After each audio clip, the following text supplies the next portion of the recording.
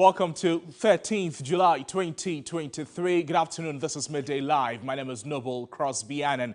In the bulletin this afternoon, the Ministry of National Security denies reports about the forcible repatriation of Burkinabe refugees from the country.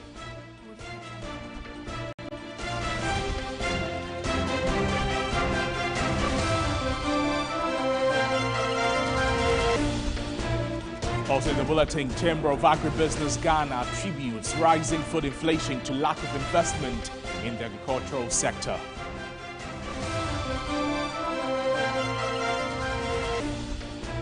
We'll bring you some international news as well as conflict, climate change, inequality trigger surge in global hunger.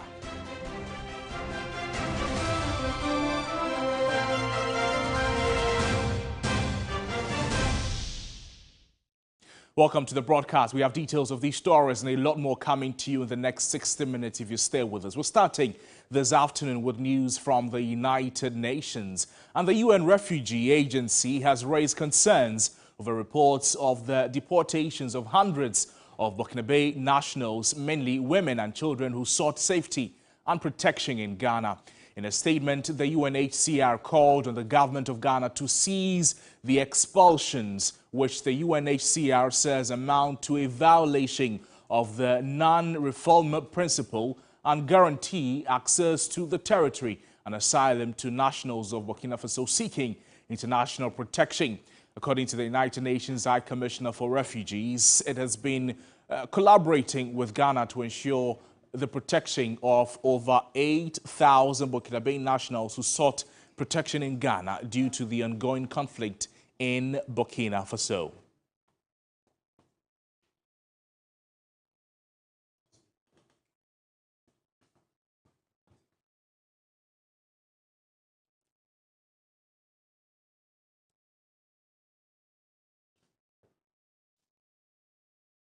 Well, we know that when the news broke yesterday, the Ghana Armed Forces was mentioned. Today, they have issued a statement that is seeking to, remove themselves or recuse themselves from the conversations that is ongoing. My colleague Martin Asidu is joining us. He has gone through the statement. He's breaking it down for us to understand what exactly the Armed Forces is saying by the statement that they just issued from the National Security Ministry. Also, Martin, thank you so much for joining us. You've gone through the statement. What is the National Security saying? Right. So the Ministry of National Security, first of all, is refuting the reports that they have engaged in the forceful repatriation of Burkinabe nationals. According to the statement, they actually say that they have enough holding capacity for over 2,000 foreigners. That is the Burkinabes that are coming in. So it is not true. First of all, what they are actually doing is to undertake a screening exercise and ensure that they have a correct data of those coming in. Okay. They have a holding place where they can keep them. They have people who come in to give them food and health care. So it is not true. In fact, this story was also on the international media. I personally heard it on the BBC where they were saying that Ghana was forcefully breaking the international protocol of, instead of keeping and taking care of refugees, was forcefully taking them out. It goes on further to say that as we speak currently, they have about 530 displaced Burkinabes in Ghana, and they've given them the right accommodation and reception, and went on to say that even by extension, they have a 30-acre land that can accommodate in excess of over 5,000 people or more if they do come into the country. The process has gone beyond just receiving and taking care of them. There is another process in place where those who want to go back to Burkina Faso have been screened and given the necessary assistance, and if they intend returning, they would also give them the requisite assistance to help them go back to their country. In as much as they are doing this, they will not compromise on the security and territorial integrity of Ghana. They are only there to help, but will make sure that Ghana as a country is well protected as a sovereign nation. So why are we seeing the difference here between the statement from the National Security and what the UNHCR is saying? The challenge is that we are unsure of what exactly the UNHCR officials saw, for which reason they are saying that Ghana is breaching the international protocol of taking in these refugees. Right. They only said that Ghana was not allowing these refugees to seek refuge in Ghana, and that was forcefully taking them out. However, that was what has initiated this response from the Ministry National Security. Yes, Ministry of National Security, saying that that statement is untrue. However, they are actually even doing better in terms of helping the people settle in Ghana. And those who want to go back, they are facilitating that for them as well. So we're seeing some refugees willingly deciding to go back, and the national security is only facilitating their movement back to their home country. And that could be the misunderstanding that the UNHCR is reporting that Ghana is forcefully evacuating these refugees. It's the likelihood that those who have gone through the process and are saying that because the tensions and the security concerns in Burkina Faso has gone down, they want to return. So they are helping them by giving them even vehicles in collaboration with the Burkinabe officials to help them resettle in Burkina Faso. So it is not, contrary to what the UNHCR is reporting, it is not true that the Ministry of National Security or the Ghana Armed Forces is forcefully taking people out. But do we know how many Burkinabe nationals have decided to go back to their home country? They didn't state, but they say that currently the number they have is 530 Burkinabes. The capacity they have to hold or take the refugees is in excess of 2,000, but the number that they have counted is about 530. And out of that 530, some of them want to go back, and they are the ones that they are assisting to go back. Martin Asiodidate, thank you so much for joining us. Martin Asiodidate joined us with details of the statement from the Ministry of National Security. This is in relation to claims of forceful repatriations of some Burkinabe nationals back to their home country. To some other stories, and the state funeral of the late writer, playwright and poet Ama Teidu is currently taking place in the capital, Accra. My colleague Godwin Nasidiba is there. He's joining us for updates on what exactly has been going on. The President, Nana Addo Dankwa Akufo-Addo, has also been speaking. Godwin, thank you so much for joining us on the program. You've been there. Talk to us about what the atmosphere there is like. Good afternoon, Crosby. A few minutes ago, the space here, which is the forecourt of the State House, was filled with countless number of people, including dignitaries who came to bid farewell to the late professor and writer. We have the Excellency Nana Addo Dankwa Akufo-Addo, who was here, and he had some few beautiful words to say about the late professor. Also, the NDC flag bearer, John Dramani Mahama, was here together with Nana Jane Opoku-Agyeman, MP Jifa Gomashi, together with some renowned writers, were all here. Now, it was a solemn mood under the scorching sun here, where her body was laid in the middle of the forecourt.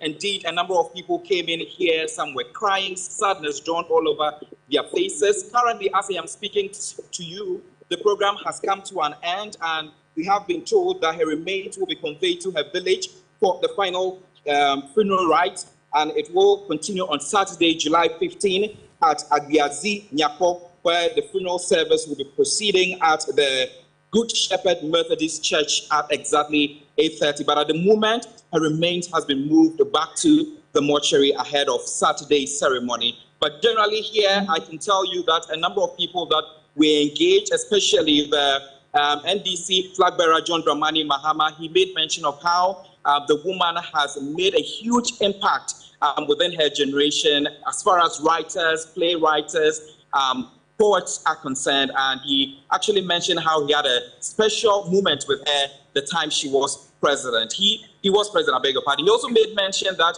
there should be more action to get a lot of people to invest into their reading and also put a lot into their craft to be able to bring up people like Ama Teidu, who has unfortunately lost her life. So generally, that was how the mood was here at the forecourt of the State House. So, Gordon, we also know that loads of tributes are pouring in for the late poet. The President, Nana Addo Dankwa Akufo-Addo, has also been speaking. What did he say? So, Nana Addo Dankwa Akufo-Addo made a lot of good comments about her.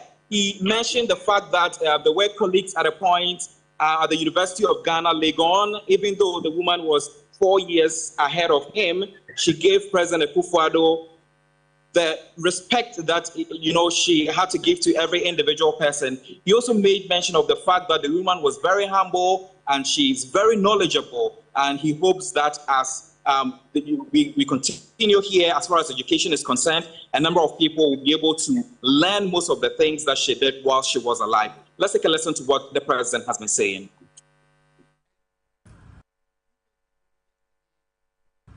Exceptional woman, knowledgeable teacher, famous poet, public servant, flawless storyteller, outstanding writer.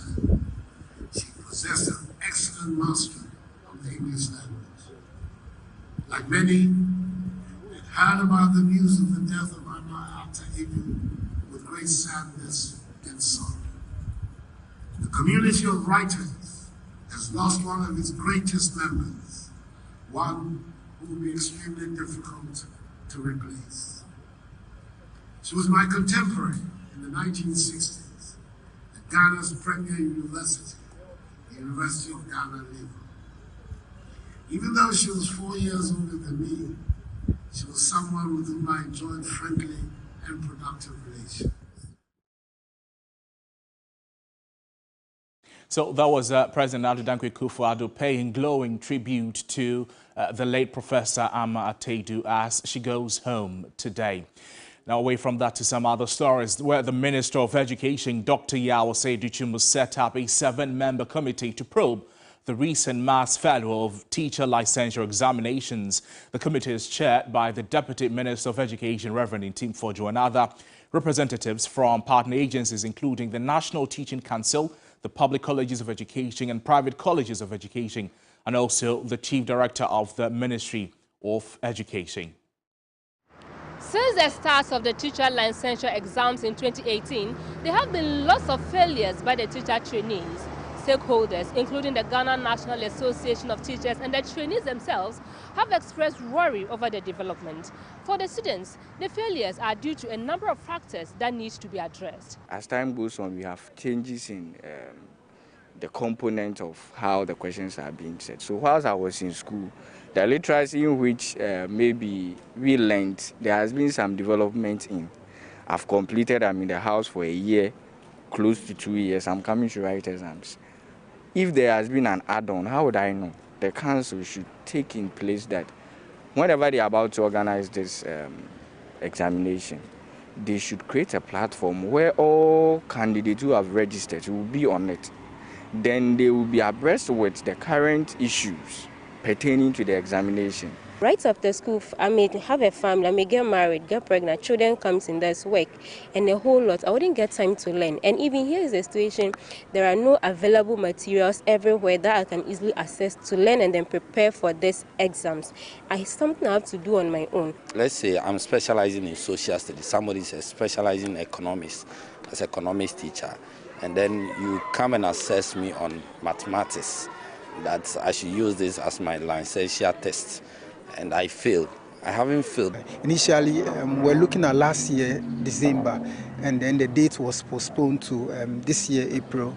And then we're later informed that the date has been postponed to June, and currently we've been informed it's in July. And as of now, we don't know the specific date that the license exams will be held.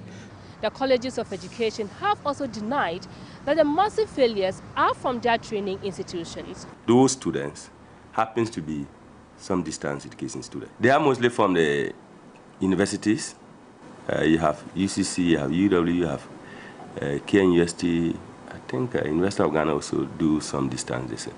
The committee, to be chaired by the Deputy Minister of Education, Reverend Ntim Fordjoe, will also investigate the quality of students admitted into teacher education schools relative to their grades, an area of specialization at the senior high level. It will also look at the selection processes of students going into teacher training institutions, as well as the possibility of integrating teacher licensure exams into the curriculum assessment at the various institutions. Evelyn Tinkma, TV3 News, Accra. Well, let me give you some background to the story that we just saw. We know that in licensure exams conducted for teachers in the country in May 2023, we know that over 83.5% of them failed in that exams, and that has necessitated the need for the Education Minister to constitute a 7-member committee to probe the reasons for the failure and find ways forward. So we ensure proper and quality education for the wards in the various institutions in the country.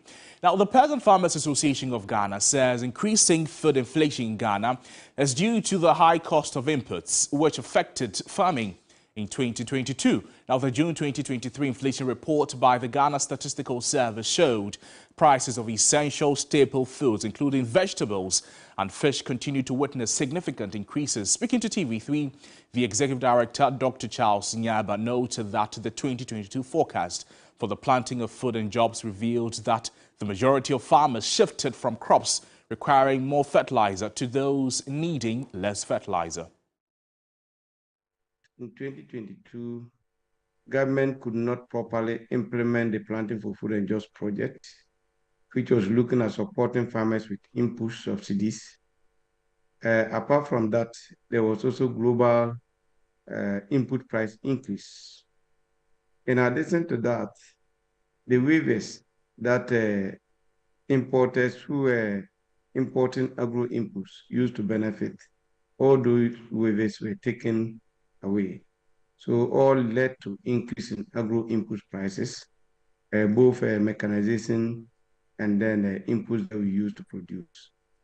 So there are several instances where these factors, we complain to government that if nothing is done to them, it's actually going to affect cost of production. And when there is cost of production, two things happen.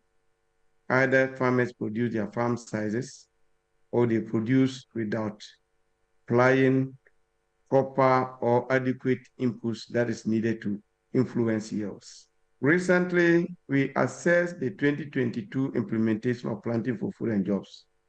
And the findings suggest that majority of farmers actually shifted from producing crops that require too much application of fertilizer, such as rice, maize, most of the vegetables, to other crops like cassava and leguminous crops that do not require too much fertilizer.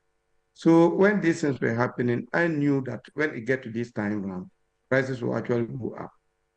Now, apart from these factors, we depend so much on our neighboring countries like Togo, Burkina Faso, for some of our vegetables. We depend in Burkina for almost about 90% of tomatoes. Around March, April, thereabouts, the activities of Boko Haram actually distorted importation of these tomatoes from Burkina Faso. So most of our movement could not actually go there to bring in tomatoes any longer. So we have to depend on the small that we have here. And we don't also have it in country. So it means that we have to depend on import.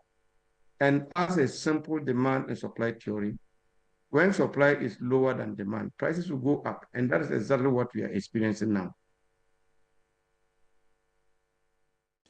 Now, tension is mounting in the Bibiani and Nyasu Bekwai constituency as friction between the MP and constituency chairman deepens. Some party supporters claim over 60 names have been expunged from the party's album. Disgruntled party members fear the MPP may lose the Bibiani seat if the anomaly is not corrected as soon as possible. William Evans Inkum is joining us for some details on this. Evans, thank you so much for your time with us on the program. There's tension brewing in the constituency. Tell us more about that. Well, so Crosby, I mean, this is not new. This is something that I've been spanning for the past 1.5 years now. And I know that a number of occasions, national executives have come here just to at least address this particular issue. But it does appear that they are just not finding the main antidote to this particular development. So there's a sharp division among the executives. I mean, we have those who are very loyal to the MP, and then a chunk of them who are also very loyal to the constituency chairman. Because the two of them also have their own personal issues. Some are currently in court that I know of, but they have personal, that have nothing to do with politics. So maybe I wouldn't want to go into much details of that. But the issue of the album, as I said, has transferred or traversed over 1.5 years now. Some members of the party believe that the MP hasn't done much as far as Bibiani and for that matter, he has to be changed. There are other people also coming from the MP camp who also believe that he has done much. But now it all boils down to the album, because that is where you get to know those who compose or those who form the electoral college, and they will have a major stake in this. So they believe that there has been some level of orchestration in that. For instance, they are saying that the current crop of executives spanning from the polling station, electoral area, they're all acting. So ordinarily, there should have been a democratic process where people ought to have been voted for to occupy these positions. But nothing of that sort has been done, and now they are all acting, which the member of parliament is aware of. They have petitioned national, but nothing is being done about it. But let me tell you what. We have been engaging some political waters in this particular 2020 and further trend over the years. It's the kind of apathy that they are threatening. If they are able to do that, then the party risks losing this particular seat. Because from 96 to 2000, this particular seat was in the hands of the NDC. MPP came in 2004 up to date. The only time they were able to at least widen the margin was in 2016. And if you look at the nominal figures and even percentage-wise, you can see some level of closeness as far as votes, gains, and of course, parliamentary side is concerned. So it is indeed something that is of a great worry to members of the party who are not necessarily executive because of what is going on now. But they fear that if the current trend continues, then they are going to do that. But the convener has been speaking. I'm talking about Isaac Okan, and that is what he has to say. Album contained 4 lists of elected members from each polling station, electoral areas, constituency executive committee, and other members from the Council of Elders and patrons of the party. Ladies and gentlemen, this same album was sent to the national office through the IT offices. It will surprise you that when the album came from the national office for verification, there has been so many anomalies in the form of deletion of names, deletion of pictures, and replacements. We are urging the party from the region and national, as a matter of urgency, listen to the issues and address it in time. They should not forget that Bibiani Ahimsu Bekwai was the only safe seat. I said was because it is no more the safe seat in Bibiani Ahimsu Bekwai on Western North. So we must protect the seat. So, Evans, we just heard the convener speak concerning the challenges in the constituency and how the seat may be slipping from the hands of the NPP in the 2024 elections if this is not addressed. But tell us briefly about efforts to, bring the various parties together. Well, so I've been frantic to bring the camp of the MP, but no avail, unfortunately. We're still trying because just some few kilometers from where I am, you enter the MP's hometown. So talks haven't fallen through. Right from here, we will try and see whether we will get him in his hometown and then also engage. But there has been some level of engagement, I understand, as far as Regina is concerned, trying to resolve this particular impasse. But as to whether it is going to be done today or they will need more days ahead, then I think it's just a matter of time. But one thing is for sure, that is the NPP Bibiani seat is a non-time bomb. William Evanzinkum, thank you so much from the Ashanti region. He's our correspondent there. Now, the minority in Parliament is asking the government to immediately halt the takeover of the Tema oil refinery by the private firm Torrentco and engage further on the strategic management of the oil refinery. Ranking member on the Mines and Energy Committee, John Jinapo, says if the government fails to heed to these calls, every legitimate means will be explored to stop the takeover. Following keenly developments at the Tema oil refinery, we have become aware of attempts by the Akufo-Addo government to lease the Tema oil refinery for a 6-year period to a company known as Torrentco Asset Management Company. Our checks has indicated that this company has no track record when it comes to oil refinery. It has no track record when it comes to the oil sector. And its balance sheet does suggests that it cannot provide the needed support for the Tema Oil Refinery. The Tema Oil Refinery is a strategic asset. It's the only state refinery capable of refining about 45,000 barrels of oil a day. If Tema Oil Refinery is well positioned and strategically positioned, it would result in millions, if not billions, of savings when it comes to import substitution. Unfortunately, the Akufo-Addo-led government has been sleeping on the job and has left the refinery to rot. Having failed to continue with the progress made under Mahama-led administration, they have decided to lease the Tema Oil Refinery to Terenco Asset Management. And if you read the details of the contract, they are supposed to refine just about 8 million barrels. That is woefully inadequate. We believe that that contract is inimical. That contract will not inure to the benefit of the country. That contract will not benefit the ordinary Ghanaian, and that contract does not meet value for money. We are therefore calling on the Akufo-Addo-Bawumia-led government to put a halt to this lease agreement, engage further with stakeholders, and ensure that we find a long-lasting solution to the problems confronting TOR. These firefighting approaches will not help the refinery. The refinery alone has seen about 5 different managements under the Akufo-Addo-led administration. It does appear that they are playing with the refinery.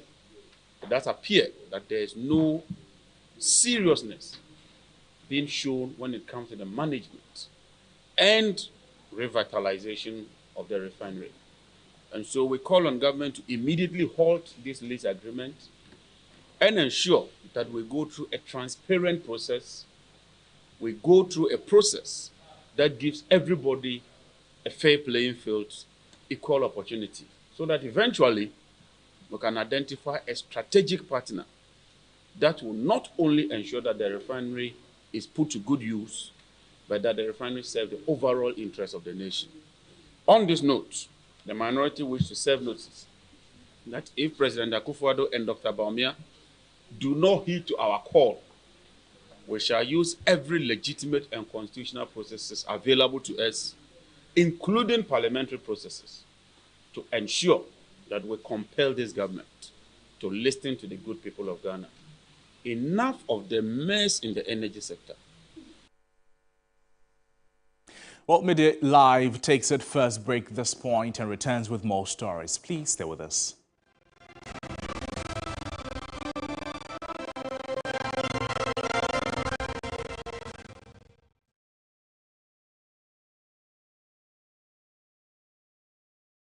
Ladies and gentlemen, we're going to demonstrate to you the superior properties of Flamingo paint.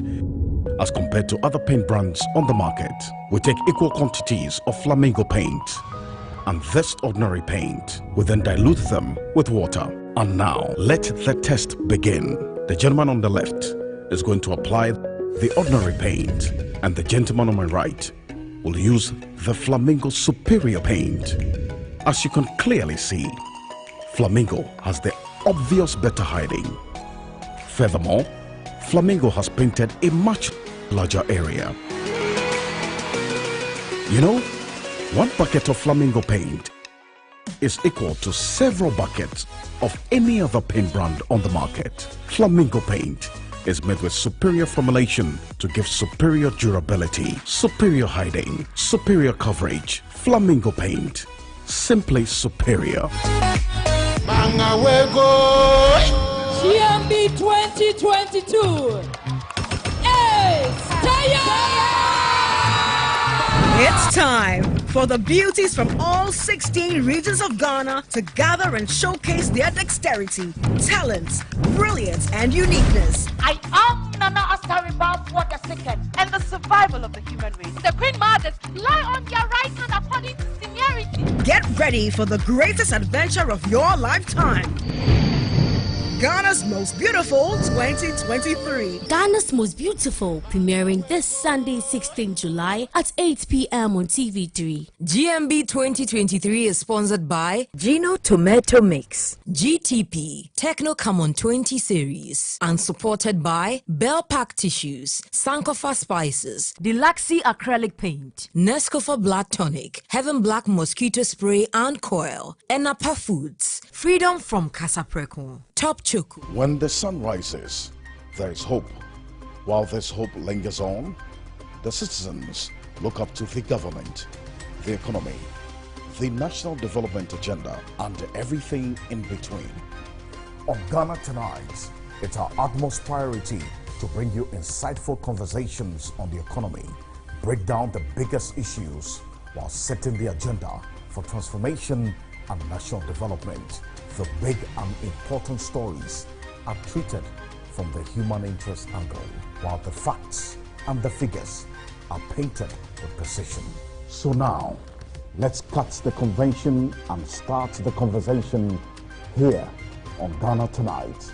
I am your host, Alfred Okamsi.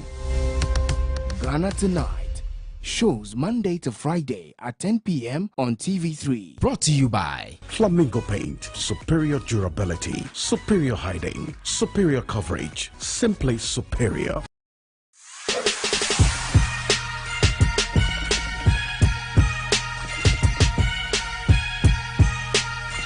Are you ready? This will be another exciting episode of Ghana's Strongest, and this coming weekend we find ourselves at the Fitness One Gym at the One Airport Square here in Accra, bringing you an eviction episode of Ghana's Strongest. 9 men will stand, but 8 will battle it out to get into the next episode of the season's Ghana's Strongest. It means 1 man gets evicted. Who will it be? 4 different challenges, 2 novelties. It will be exciting. So catch this episode on TV3 this Sunday at 4 p.m. It will be fiery, it will be exciting, it will be entertaining. So let's see who goes home this weekend. Catch the new season of Ghana's Strongest this Sunday at 4 p.m. only on TV3. Ghana's Strongest is powered by Gasem, the nation builder.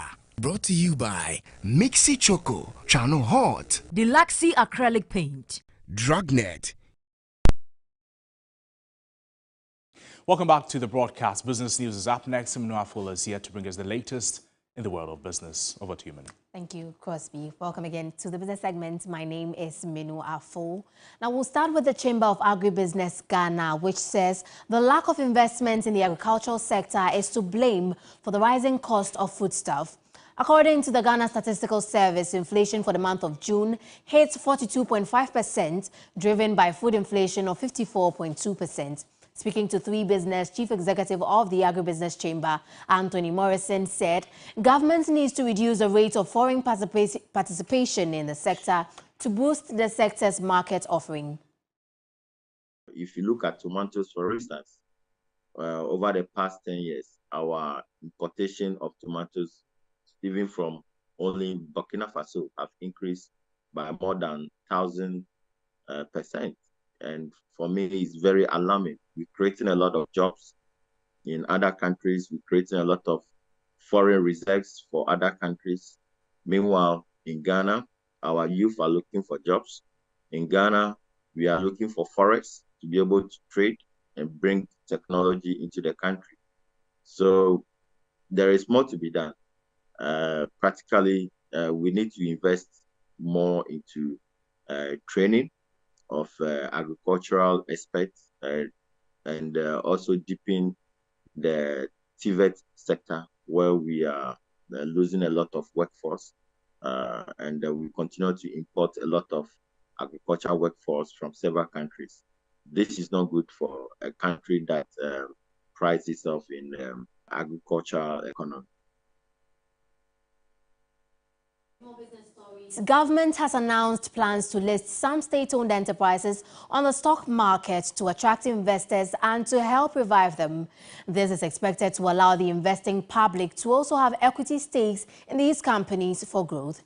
Executive Director at Borough Capital, William Mensah, explains the implications of this move. You know that the Securities and Exchange Commission has requirements for listed companies. And then also the Ghana Stock Exchange has its continuous listing obligations. Now, all these things would create an environment where companies are forced to adhere to higher standards of corporate governance and higher standards of disclosure. So as a general concept, listing previously state-owned enterprises is supposed to help the company restructure and get better. It will be difficult to tell what the impact of these decisions would be until we know exactly which companies they intend, the state in which the companies are, the kind of board they want to put in place, and other fine details that we may not know yet. For the stock exchange also, it doesn't hurt to get more companies listed. It improves the options that are available for investors to put their money in, and it deepens transactions and flow of funds within the economy.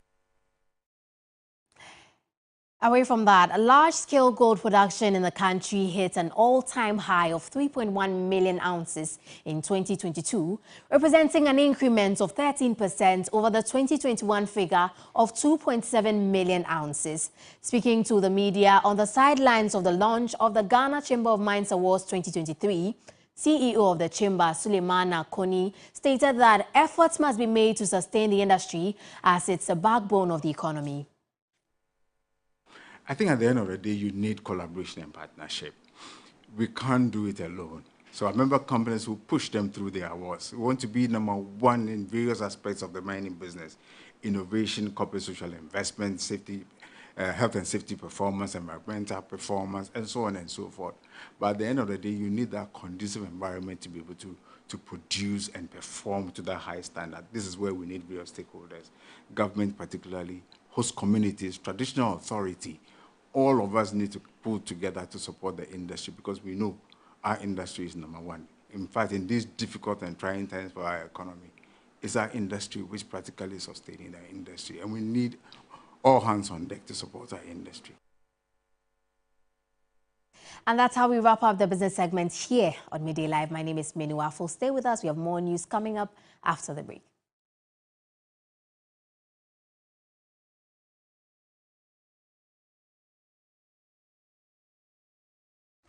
When it comes to the world of sports, what does complete mean to you? When my team scores at the end of a 30-plus passing sequence, just like Pep Guardiola style. When someone beats the buzzer with a shot from the logo, like Steph Curry. Dominating opponents and punching my waist to a knockout, like Africa's greatest boxer, Azuma Nelson. Running so fast I can afford to celebrate midway through a 100-meter race and smash the world record like Usain Bolt. Hold up. What makes all of these sports complete is the screen. This is where you get access to all the extensive highlights, analysis, and insights. So do join us every Sunday at 6 p.m. live on QFM 92.7 as we serve you the best sports buffet and most satisfying in the sports world. The 3 sports team will come together to review, preview, and analyze the latest in the sports world here on Sports Ultras.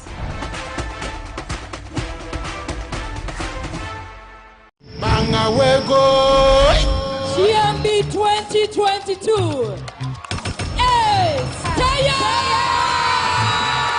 It's time for the beauties from all 16 regions of Ghana to gather and showcase their dexterity, talents, brilliance, and uniqueness. I am Nana Asaribaf II, and the survival of the human race. The Queen Mothers lie on their right hand according to seniority. Get ready for the greatest adventure of your lifetime.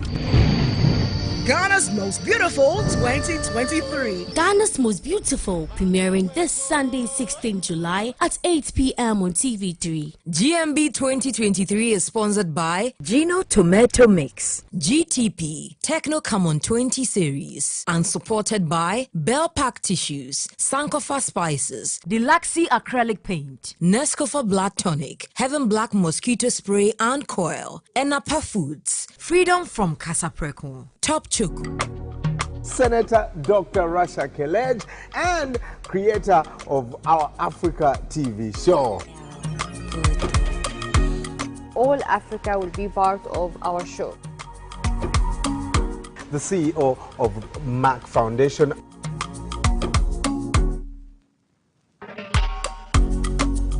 We want to support girls' education.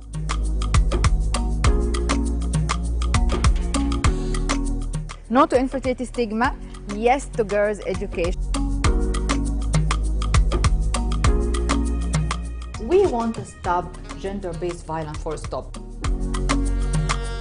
Number of child marriage will double by 2050. Our Africa by Meg Foundation shows Saturdays at 2:30 p.m. and repeats on Mondays at 10:30 a.m. on TV3. When controversies arise, when there is trending news, when the hard talk must be done. My name is AJ Akwakosapo, your TV and radio princess. Consider me the lady with all the juice. If it's trending, I've got you.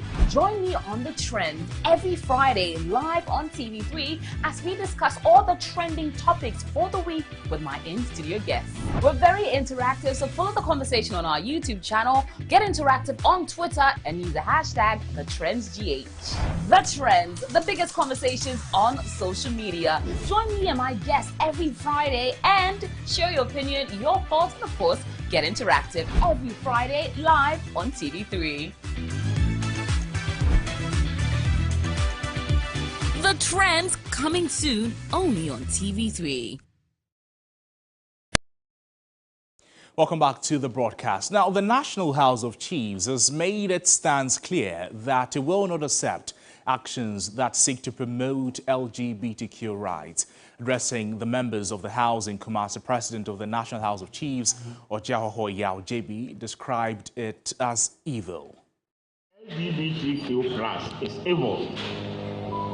We, the Chiefs of Ghana, have been inundated by calls from our people to make an open declaration concerning the threat by LGBTQ. We, the Chiefs, as the custodians of culture, the customs and traditions of our people, wish to state categorically that our traditions and customs recognize that our Creator, God, or Allah, and called variously by different religions, created man and woman to occupy the earth and procreate. There is therefore only male and female gender, and no other gender. The Christians' holy book, the Bible, Muslims' Quran, and our traditions and customs affirm these facts. It is therefore an abomination and against all our cultural values as Ghanaians who allow others to import into our country anything contrary to the above values that we cherish or we have cherished over the centuries. We, the chiefs and our subjects, declare that we will not allow any group to propagate any cause, conduct, or behavior called LGBTQ+, or similar, be it man marrying man, or woman marrying woman, or in any other form in Ghana. Let's now bring you the latest in the world of sport, as a lot has been happening over the past 48 hours. Oreku Ampofo is here to bring us all the details. Oreku, over to you. Well, thank you very much. And we'll be starting off from Ghana Football, because the Ghana Football Association Technical Director, Bernard Lippe, has slammed the negative actions and narratives by Ghanaians, stating that these traits affect the Secretariat's activities. He delivered this harsh verdict in a speech during the launch of the Ghana Football Philosophy on Wednesday. There is too much negativity. Everybody talks about football. Give solutions. Be positive. Work together. Sports Ministry, Ministry of Education, our TFA, private sponsors for football. We have to come closer together to get these things done. I could give you only a small overview now. If you see this book, there is a lot of content inside, but it's also very difficult to bring this content in place. And for this, we need the help of all the country. Well, we still stay with Ghana football because there is massive concern later today because the official draw of the FIFA World Cup, that's the 2026 edition, will be conducted on Thursday in Abidjan, Cote d'Ivoire. Now, for the draw, the member associations of CAF will be divided into 9 groups. Ghana are in Pot 2 alongside countries such as Africa and Guinea. This means the Black Stars will face a team from Pot 1, which could be Morocco, Senegal, Tunisia, Algeria, Nigeria, Cameroon, Mali, or Ivory Coast. Winners of each group will automatically qualify for the 2026 edition of the Mundial. The 4 best runners-up from each group will then play in a CAF playoff tournament. The winner of that playoff tournament would then go on to play in a FIFA playoff tournament.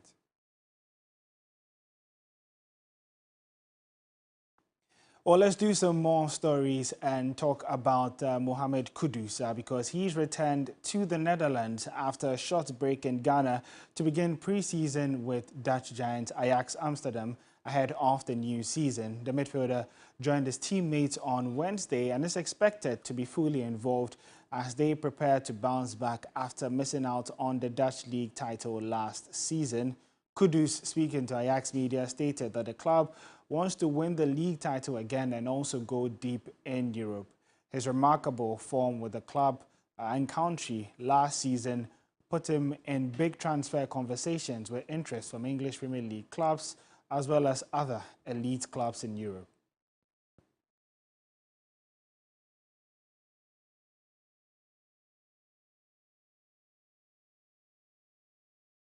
Well, let's travel overseas now because Dele Alli has bravely revealed that he checked himself into rehab to kick an addiction to sleeping tablets and control his traumatic childhood. Now, in a heartbreaking interview with The Overlap, the Everton midfielder has spoken openly about the difficulties that he's had in recent years. One of football's brightest young talents, Ali was part of the England squad that reached the semi-finals of the 2018 World Cup and helped Tottenham reach the Champions League final in 2019. I was molested by my mum's friend who was at the house a lot. So my mum was an alcoholic. And then...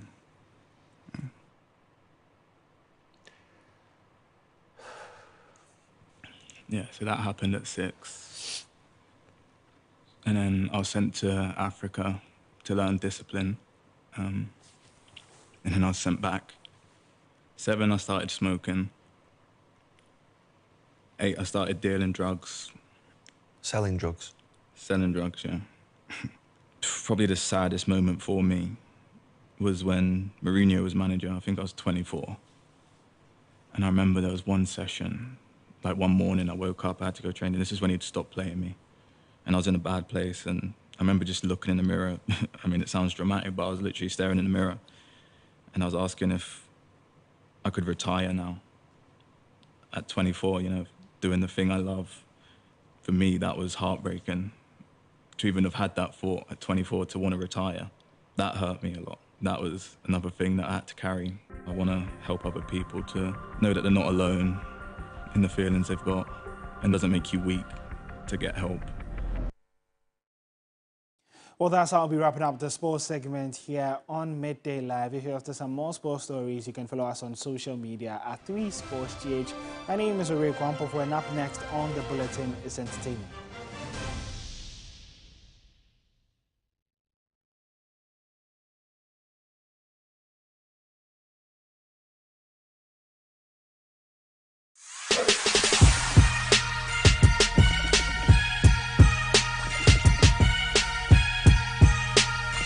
Are you ready? This will be another exciting episode of Ghana's Strongest, and this coming weekend we find ourselves at the Fitness One Gym at the One Airport Square here in Accra, bringing you an eviction episode of Ghana's Strongest. 9 men will stand, but 8 will battle it out to get into the next episode of the season's Ghana's Strongest. It means 1 man gets evicted. Who will it be? 4 different challenges, 2 novelties, It will be exciting. So catch this episode on TV3 this Sunday at 4 p.m. It will be fiery, it will be exciting, it will be entertaining. So let's see who goes home this weekend. Catch the new season of Ghana's Strongest this Sunday at 4 p.m. only on TV3. Ghana's Strongest is powered by Gasem, the nation builder. Brought to you by Mixi Choco, Channel Hot, Deluxy Acrylic Paint, Drugnet. GMB 2022 is It's time for the beauties from all 16 regions of Ghana to gather and showcase their dexterity, talents, brilliance, and uniqueness. I am Nana Astaribaf Water Second and the survival of the human race. The Queen Mothers lie on their right hand according to seniority. Get ready for the greatest adventure of your lifetime.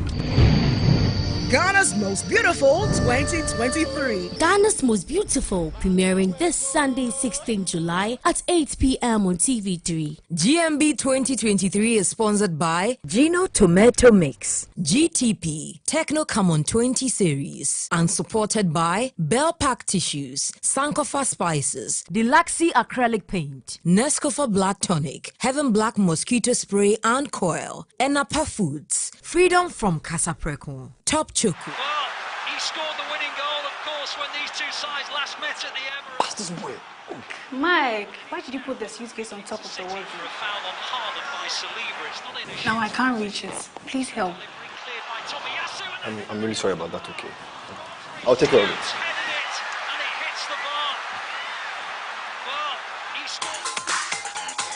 Ladies and gentlemen, welcome. Showbiz 360 on TV3. And this is where everything happens every Friday. Your ultimate stress reliever. Showbiz 360. Right here on free. Hey! You the guy in the Ghana jersey. Make no trial. Don't touch it. I didn't beg you. So why do you want to change the channel? Eh? You get one by your body. Nice, babe. And you want to change your channel to football. Why? All right, so cool down with some popcorn and enjoy the wide variety of entertainment we've got coming your way. This is where you kick off your weekend. Fan pack, interesting celebrity convos, you name the gossips, plus lots of fun activities, all right? God be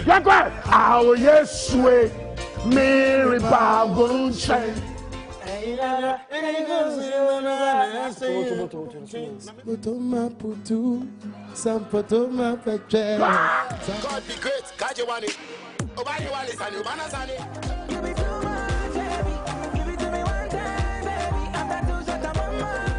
With me, Giovanni Caleb, every Friday, right here on TV3.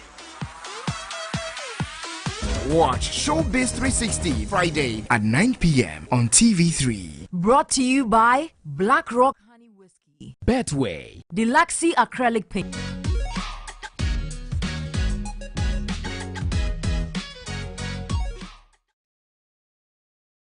Well, entertainment news is up next. Noella Donko is here. Noella, what's coming up?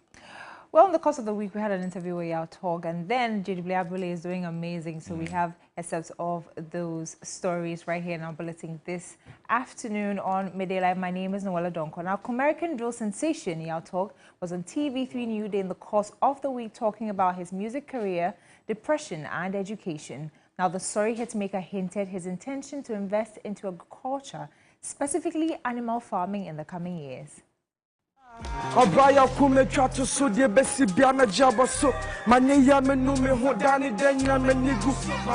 you proud Yeah, that of drill course. has been added? Where were you when you heard this announcement, or who even told you about it? I think I saw it on my road manager's story on Instagram. Okay. I was at home relaxing, and I saw it, I was like, yo, this can be possible. It you is know? possible. But when I saw it, bro, I was just making us for like 5 minutes. Yeah. Trust me, because we tired. I know. Yeah. But did Yeah. you feel that you, Yeah. as Yao Tog, contributed anything to this decision? I think I was one of them, you know. Okay. Because the boys, Asaka boys, me, Kofi Jamal, Kweku Flake, we did this together, you know. We dropped bangers. We had our time, we still having it. So everybody did more. Yeah. All of you have to come together, probably release a wicked banger that will put us Yeah. on the map, so at least we can grab an award in this category. You don't think so? I think so. That time will come again, you know. But right now, I think everyone is just finding their way to be okay in the industry, you know.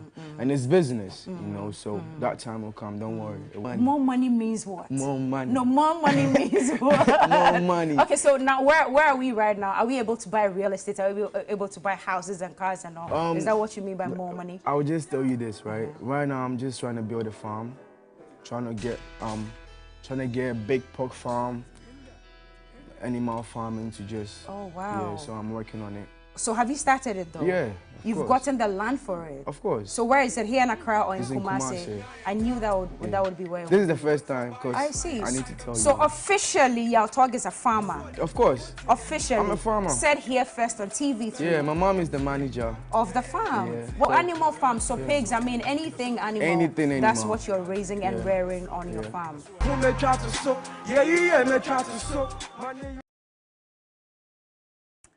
That's definitely an interesting revelation, but also some more stories. A legendary Ghanaian high life artist, J.W. Ambule, wraps up his European tour with a stellar performance that got tongues wagging. Now, in a video cited on social media, the 70-year-old musician was seen entertaining revelers with the Second D International Band at the Down the Rabbit Hole Festival 2023 in the Netherlands with some high life music. Social media has been buzzing with praises commending the legend for still holding the fort and exhibiting great showmanship under entertainment journalist Olele Salvador's post on his Twitter page.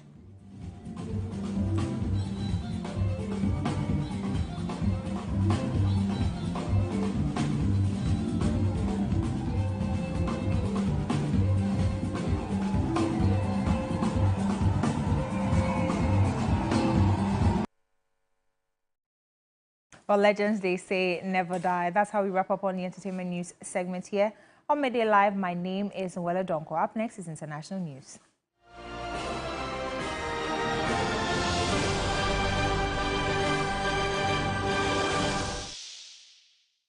On the foreign front this afternoon, hopes of ending hunger by the end of this decade of all but evaporated as multiple crises, climate change, the lingering effects of COVID-19 pandemic, conflicts, including the war in Ukraine, have pushed more than 122 million people into hunger since 2019 to reach an unprecedented high of 735 million.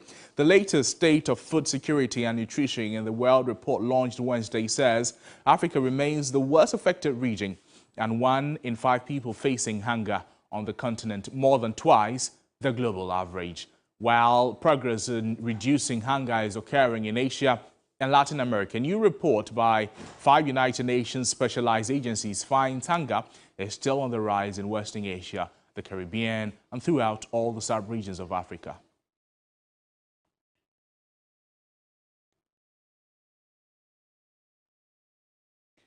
Well, that's how we wrap up on the Midday Live Bulletin this afternoon. But there's always more news on our website, 3news.com. My name is Noble Crosby-Annan.